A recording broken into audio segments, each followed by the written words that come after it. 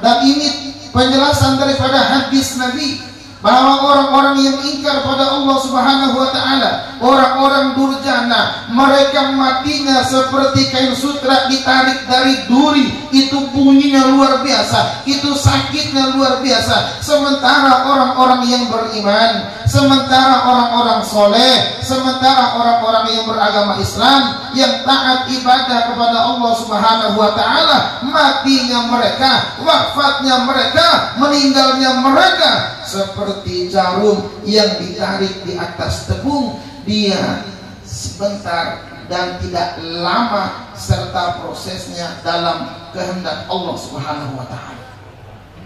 Itu orang-orang yang rajin ibadah kepada Allah. Maka orang-orang yang melangkahkan kakinya menuju ibadah kepada Allah Subhanahu wa taala, dia ringan tangannya untuk zikir, dia ringan tangannya untuk sedekah, dia ringan kakinya untuk melangkah ibadah kepada Allah, ringan hatinya untuk zikir kepada Allah, ringan lisannya untuk menyebut nama Allah, ringan pikirannya untuk selalu ingat Allah Subhanahu wa taala. Bahkan seluruh anggota tubuhnya ringan untuk beribadah kepada Allah. Dan orang yang demikian ringan juga menuju wafat kepada Allah Subhanahu wa taala. Ibu bapak di sini maunya mati yang ringan, yang gampang apa yang susah? Yang gampang apa yang susah? Kalau yang gampang cepat matinya, yang susah lama matinya. Mau yang susah matinya atau mau yang gampang matinya? Mulai bingung nih.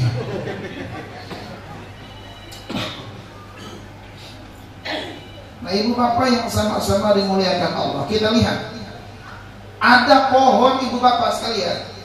Ada pohon itu dia akarnya menghujam ke dalam bumi, singkong taruhlah. Ada yang satu lagi cuman rumput, dia hidupnya numpang di atas tanah. Kalau kita mau cabut singkong, nggak mungkin sekaligus kita cabut ibu bapak sekalian. Goyang-goyang dulu. Bila perlu kita di kampung dulu, kita gali dulu di pinggir-pinggirnya supaya gampang kita cabutnya. Setelah itu digoyang-goyang kiri kanan, udah bisa kita cabut. Itu pun masih ada yang patah, yang nyangkut ke dalam tanah. Itu diibaratkan orang-orang yang durjana, orang-orang yang ingkar Allah Subhanahu wa taala. Susah meninggalnya, susah menuju Allah Subhanahu wa taala. Tapi saksikan bagaimana rumput yang cuma numpang di atas bumi, itu akarnya tidak begitu ke dalam, menghujam ke dalam bumi, gampang dia. Kalau kita jalan nyenggol sedikit kecabut. Itulah orang-orang yang beriman pada Allah Subhanahu wa taala. Dia ada rasa, tapi rasanya tidak seperti yang dirasakan oleh orang-orang kafir. Baginda Rasul ibu bapak sekalian, masya Allah, hamba Allah, Rasulullah, Habibullah, Nabiullah, di akhir hayatnya merasakan sakitnya dicabut nyawa yang amat luar biasa. Datang malaikat yang mencabut nyawanya. Ini adalah kekasih Allah Subhanahu wa taala, yang orang yang paling ibadah kepada Allah, yang orang paling baik ibadahnya, yang orang paling bagus akhlaknya. Ini pilihan Allah. Sesoleh demikian di akhir hayatnya baginda Rasul masih merasakan sakit yang luar biasa. Bagaimana kalau kita yang malas ibadah kepada Allah Subhanahu wa taala ini? Tapi baginda Rasul bilang kepada malaikat, wahai malaikat, sakit ya dicabut nyawa? Sakit ya Rasul. Nanti umatku juga sakit? Sakit ya Rasul. Sebentar wahai malaikat. Begitu ingin dicabut nyawanya oleh malaikat Allah Subhanahu wa taala, baginda Rasul berdoa kepada Allah Subhanahu wa taala, mohon kepada Allah agar nanti umatnya dicabut nyawa diringankan oleh Allah Subhanahu wa taala. Ya Allah, biarkan hari ini aku meninggal, aku menyaksikan dan merasakan bagaimana nanti umatku merasakan dicabut nyawa, tapi nanti umatku jangan sampai sakit, yang sakitnya luar biasa. Itu hebatnya baginda Rasulullah sallallahu alaihi wasallam. Itu pemimpin hebat Pak. Yang kita sama Rasul kok malas-malas. Orang yang lama duduk di majelis zikir, di majelis ta'lim, insya Allah nanti dicabut nyawanya gampang. Amin. Insya Allah. Kemarin Bang, saya menjawab, ada sejumlah santri Al-Khazini yang di Jawa Timur yang meninggal dunia. Banyak netizen yang menghujatnya, itu azab dari Allah Subhanahu wa taala. Salah kamu punya tanggapan demikian. Saya bilang, mereka para santri itu syahid fi sabilillah. Dalam salah satu hadisnya baginda Rasul bersabda, "Wa man kharaja fi talabil ilmi wa huwa fi sabilillah hatta yarji'." Siapa orang yang keluar dari rumahnya dia menuju mencari ilmu, mereka itu fi sabilillah, syahid di jalan Allah, sampai mereka pulang dari pondok pun menuju rumah mereka meninggal di jalan, itu mati syahid di jalan Allah Subhanahu wa taala. Maka ibu bapak yang datang ke tempat ini, yang keluar dari rumah niatnya mau dengerin ngaji, niatnya mau mencari ilmu, ini juga fi sabilillah. Amin. Umpama ini ambruk semua mati kecuali penceramah, itu semua syahid fi sabilillah.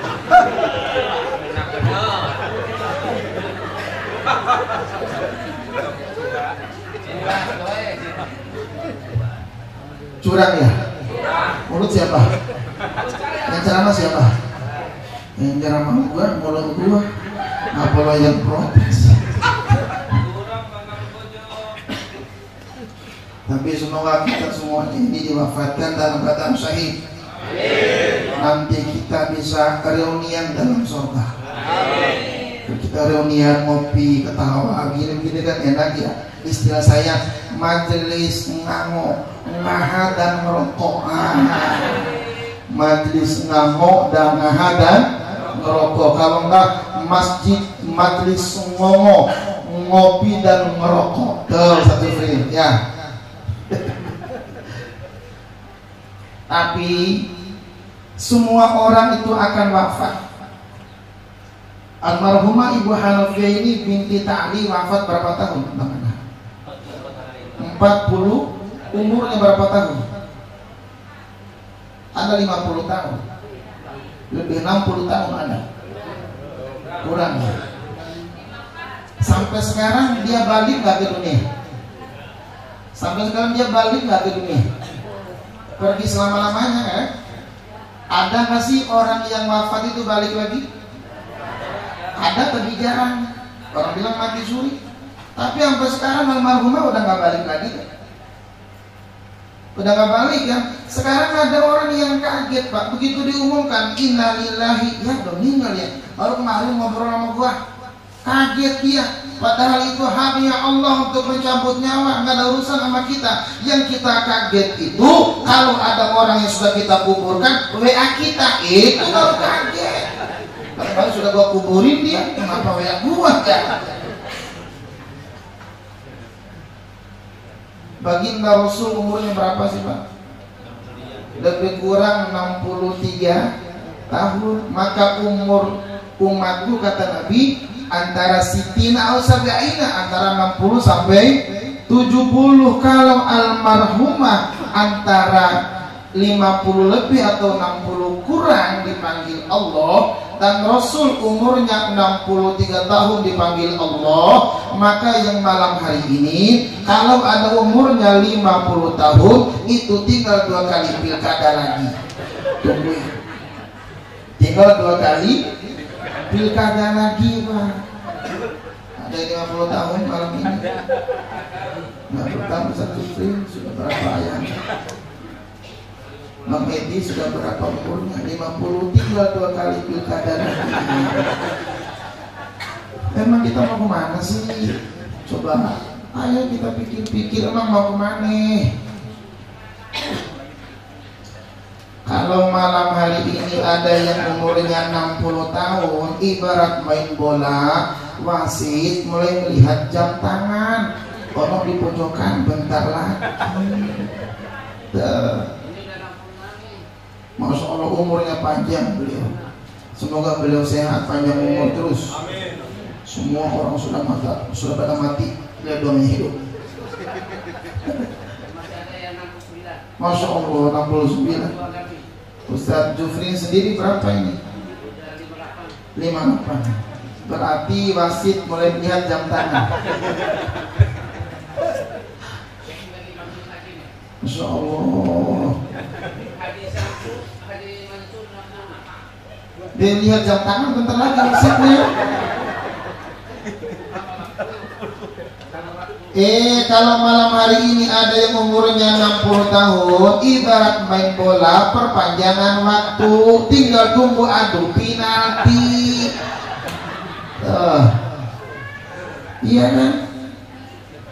Ada yang 60, yang 70 tahun nih? 67 70, Masya Allah. Aduh penalti.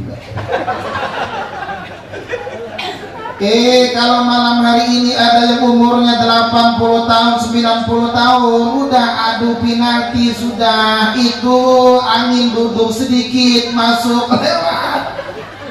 Mau kemana kita, Pak? Masya Allah. Ibu-ibu ini maunya duluan atau bapak belakangan, atau bapak duluan atau ibu belakangan? Biasanya kalau bapak-bapak yang duluan, ibu-ibu jarang kawin lagi. Tapi biasanya kalau ibu-ibu duluan, bapak-bapak bisa kawin. Dia yang jawab, bukan gua. Tenang Pak, dapat garansi dari istri bapak, boleh. Tidak berlaku dengan bapak saya. Masya Allah. Ibu bapak sekalian, kita semua akan menghadap Allah. Bukan perkara menghadap Allahnya, bukan perkara matinya, bukan perkara wafatnya, tapi kita semua ini akan menghadap Allah. Yang jadi masalah adalah harapan kita kepada Allah. Kita diwafatkan oleh Allah dalam keadaan lisan kita bisa mengucapkan kalimat asyhadu an la ilaha illallah wa asyhadu anna muhammadur la ilaha illallah. Kunci surga itu adalah la ilaha illallah. Makanya semua umat Nabi itu kan masuk surga karena kita megang kuncinya. Miftahul jannah la ilaha, kunci surga itu la ilaha illallah. Artinya kalau malam hari ini kita zikirnya la ilaha illallah, kalimat itu ada di lisan kita, kalimat itu ada di hati kita, kalimat itu ada di pikiran kita, maka nanti kita wafat dipastikan bisa mengucapkan kalimat la ilaha illallah.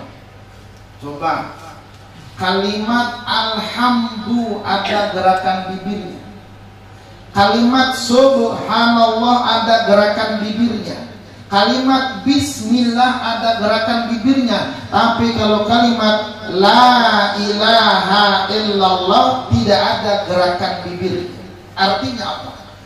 Begitu orang-orang yang ahli zikir, begitu orang-orang yang senantiasa beribadah kepada Allah Subhanahu wa taala, walaupun dia kaku di atas tempat tidurnya, infus di mana-mana, masuk ruang ICU, boleh bibirnya tidak bisa lagi berbicara, boleh bibirnya tidak bisa lagi goyang, tapi masih ada lisannya. Apa kalimatnya? La ilaha illallah. Itu tidak butuh gerakan bibir, hanya gerakan lisan yang dibimbing oleh hati. Dan inilah orang yang menghidupkan kalimat la ilaha illallah.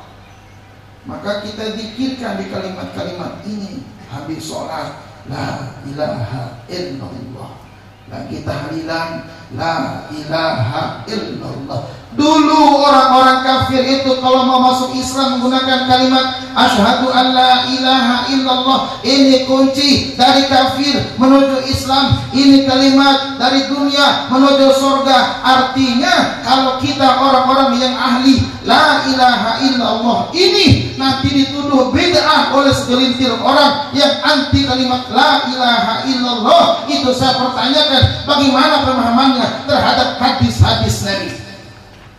Coba kita lihat, la ilaha illallah ada berapa huruf? Ibu, ada berapa huruf? Dasarnya tauhid kan, megang la ilaha illallah ada 12 huruf. Lam alif 2, ilaha 3, alif lam ha. Berapa tuh? 2 tambah 3 5. Ilah 3, alif lam alif berapa? 3 tambah 5 3 tambah 5 8 tambah lagi Allahu alif lam lam ha. Berapa? 12 huruf. Artinya dalam hidup ini kita harus menghidupkan 12 rukun. Rukun yang mana? Rukun yang Islamnya, rukun imannya, dan rukun ihsannya. Rukun imannya ada 6, rukun Islamnya ada 5, rukun ihsannya ada 1. Begitu hidup ini mengamalkan yang rukun Islamnya, yang rukun imannya, yang rukun ihsannya, maka dia tersebut dijamin bisa akhir hayatnya melafalkan kalimat la ilaha illallah. Bawa kalimat ini kunci, Pak. Ada berapa kata, Pak? Ada berapa kata? Ada 4. La ilaha illallah. Godaan hidup itu ada berapa segi? Kiri, kanan, depan, belakang. Ngunci diri menggunakan kalimat la ilaha. Maka orang-orang thariqah zikirnya la ilaha illallah. Itu simbol mengunci diri 4, kiri kanan depan belakang, biar tidak diganggu orang. Maka kata Nabi, alaikum bila ilaha illallah, hendaknya kalian dengan kalimat la ilaha illallah. Kalau menggunakan kalimat itu, kata jin yang dilaporkan kepada baginda Rasul, ahlakun nas bidhunub, aku menghancurkan manusia dengan dosa. Wa alakuni bila ilaha illallah, tetapi manusia bisa menghancurkan aku dengan kalimat la ilaha illallah. Itu hebatnya miftahul jannah la ilaha illallah. Kullu nafsin dha'iqatul maut. Mati itu ada rasa. Lanjutan hadisnya, wa innama tuwaffawna ujurakum yaumal qiyamah. Lanjutan ayatnya, bahwa balasan buat orang-orang yang beriman itu disempurnakannya pada yaumil qiyamah nanti. Nanti balasan buat orang-orang yang beriman, Pak, kebaikan kita yang paling disempurnakan pada hari kiamat. Di dunia mah balasannya baru ala kadarnya. Maka kita doa, Rabbana atina fid dunya wa fil akhirati hasanah wa qina. Dua apa balasannya? Di dunia ada, tapi nanti balasannya disempurnakan pada hari. Kita lihat ayatnya. Man amila sholihan min dzakarin aw untha wa huwa mu'min falanuhyiyannahu hayatan thayyibah wa lanajziyannahum ajrahum bi ahsani ma kanu ya'malun. Siapa orang yang berbuat baik, laki-laki ataupun perempuan, dia dasarnya beriman kepada Allah, falanuhyiyannahu hayatan thayyibah, balasannya adalah kebaikan di dunia, walanajziyannahum ajrahum bihasani ma kanu ya'malun, nanti lebih ahsan lagi balasannya pada hari kiamat daripada perbuatan mereka. Lihat ayat ini, Ibu Bapak sekalian. Man amila sholihan min dzakarin aw untha, siapa orang yang berbuat baik, laki-laki ataupun perempuan. Ibu Bapak sekalian, di dalam Al-Quran itu jenis kelamin ada 2. Ada berapa? Pak, ada berapa jenis kelamin? Ada berapa ibu jenis kelamin? Di Quran nggak ada banci. Di Quran nggak ada. Di Quran jenis kelamin kalau nggak laki-laki, perempuan kalau nggak perempuan, nggak ada banci. Kenapa? Karena banci nyusahin orang. Karena banci nyusahin. Ada banci nggak di sini? Peace. Jangan marah sama gua mau cerita. Banci nyusahin orang. Kenapa nyusahin orang? Doanya aja susah. Kalau banci mati gimana doanya? Laki-laki jelas Allahumma fir lahu warhamhu wa'afihi wa. Kalau perempuan mati Allahumma fir laha warhamha wa'afihi wa. Kalau banci gimana? Lumayan, 2 tahlilnya kalau banci mati 300.000. Akhirnya Ustaz Junaidi ngarang doa lumayan. Allahumma fir lahai warhamhai naf'ana. Karena suka hai di lampu merah. Hai. Emang gua banci. Doa aja susah banci. Pas mati tambah susah lagi urusannya.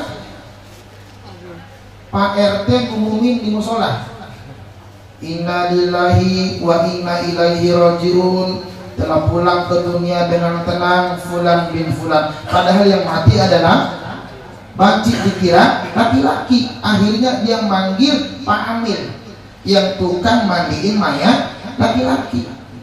Pak Amil, ayah nama RT eta ayah budak paeh. Laki-laki datang Pak Amil tuh, dimandiin dia dari atas, siram sama dia. Laki-laki dagu laki-laki nih, pas bagian dada kaget ini Pak Amil. Nah ini aus gitu.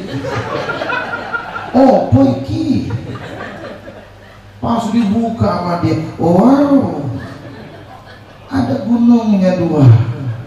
Sebelum mati dia suntik dulu silikon. Tuh. Repot nggak? Apa kata Pak Amir? RT, lo kerjain gua. Apa emang? Lo bilang laki, emang laki. Wadon, tinggalin dah. Ibu ke sama Pak Amir. Wow, kan mau berjemaah di situ. Lo saya enggak. Kumaha ieu teh prepare ke boleh wake. Akhirnya panggil Ibu Amilah.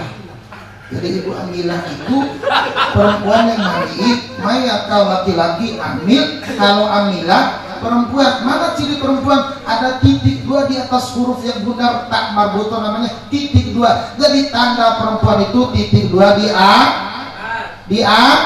Kalau di bawah ciri laki-laki litilato, bukan lato-lato. Lato-lato. Nang Jamal bilang litilato. Kedua milah. Apaan RT? Ada mayat. Katanya laki-laki. Awalnya ternyata perempuan. Ibu Amilah datang ujuk-ujuk. Pak Amir, kumaha dah? Aduh, liar ini. Bagaimana dah? Akhirnya Ibu Amilah mulai nyiram Pak. Ya bertawahan. Awas ngompol Bu. Udah pakai pempes belum?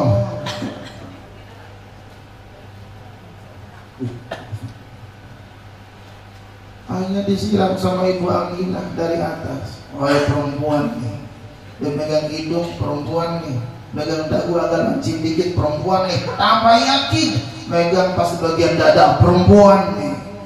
Ya pas mulai megang pusar mulai ragu dia, ngapa pusarnya kayak laki-laki dia bilang. Pas dibawa pusar tambah kaget. Nah gitu. Pas dibuka, wow, ada Monas.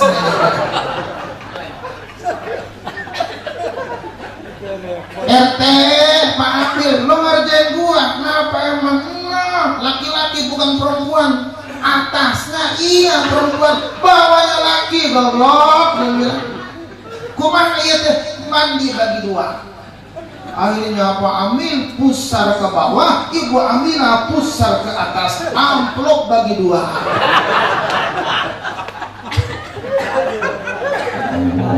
Banci saya oh, ayo banci deh, yes. Kalau nanti protes bancinya belum punya pengacara, Bang Yunus. Bang Yunus.